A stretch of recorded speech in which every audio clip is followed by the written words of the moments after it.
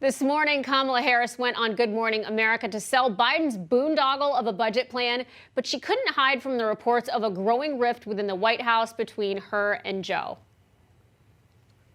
Even your close friends and allies like Lieutenant Governor of California, Lenny Kounalakis, have expressed some frustration because they think you can be more helpful than you've been asked to be. Do you share that frustration? What do you say to your friends who are frustrated? This was a good week. So you don't feel misused or underused? No, I don't.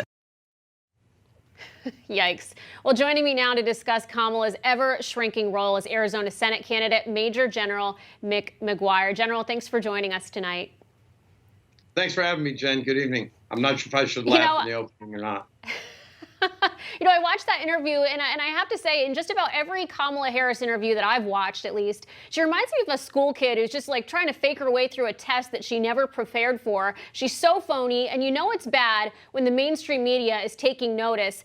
There's been a number of headlines calling attention to the dysfunction inside the vice president's office, saying it's not a healthy environment, talking about the approval ratings, how she's always disappearing. What's your assessment of what is going on inside the VP's office? Well, my assessment of what's happening there, Jen, is that this is failed leadership.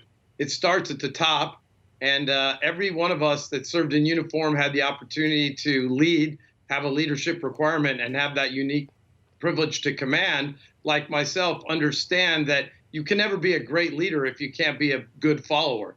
And clearly there's a rift between the president and the vice president right now, and it's showing in all that's happening. And the on-the-record comments indicate that she doesn't even understand what a great leader is when there's these articulated points about more importance. She's no more or less important than any other member of the team. She just has a different set of duties, authorities, and responsibilities. She can't hold it together with her small staff right now. Yeah, and just like the disaster in Afghanistan, the White House wants to obviously cover this up, move along. There's nothing to see here. They're working overtime to paint a rosy picture of the vice president and her relationship with the president's office. Listen to what the press secretary had to say about that. There were stories about her this weekend that mentioned low approval ratings, allegations of staff problems. Some of her allies have attributed this to sexism. Do you think she is receiving more criticism because she's the first woman of color to serve as vice president? Yes. Criticism from the outside? Absolutely. So racism and sexism, she says, this is of the vice president that was selected as Biden's running mate because of her race and gender. Yeah, Jen, you're a great anchor.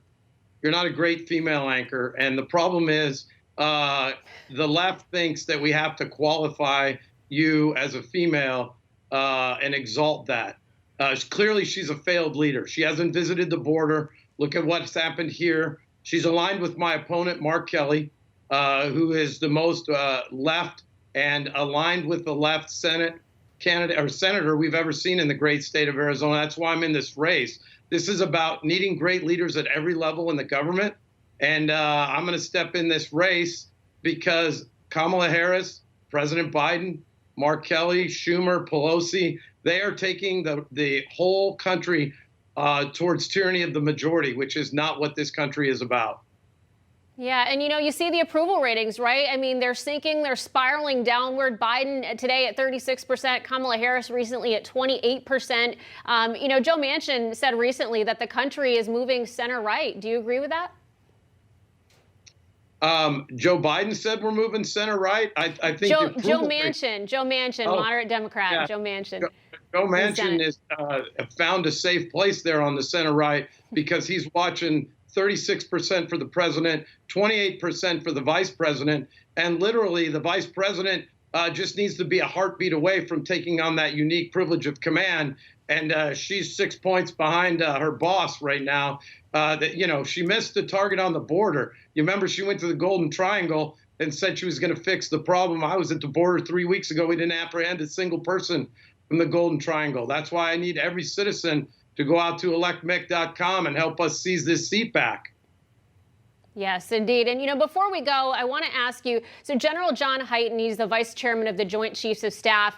warning that Beijing may soon have the capability to launch a nuclear strike against the United States. This, of course, after China tested that hypersonic missile. Do you share that concern?